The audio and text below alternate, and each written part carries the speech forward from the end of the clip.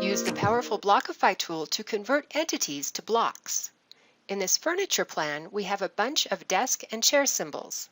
Taking a closer look, we can see that each of these symbols includes 18 individual entities. And if we select all similar entities in the drawing, that's over 4,000 individual entities. That's poor drawing practice, and we should clean it up. But doing so manually is time-consuming. Using Blockify and taking all the default options, BricsCAD automatically analyzes the drawing to find any sets of entities that match existing block definitions. If it doesn't find an existing block definition, it creates one. If it does find one, Blockify uses it to automatically replace the individual entities. And it doesn't stop there. You can use Blockify to replace patterns of geometry with arrays. You can see in this drawing there are several rectangular layouts of these desks and chairs.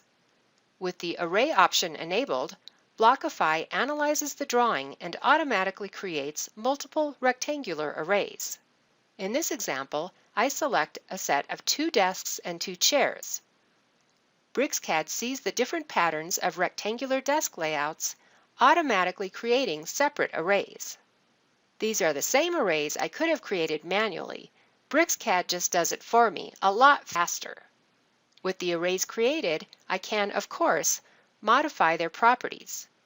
In this example, I increase the number of rows and columns.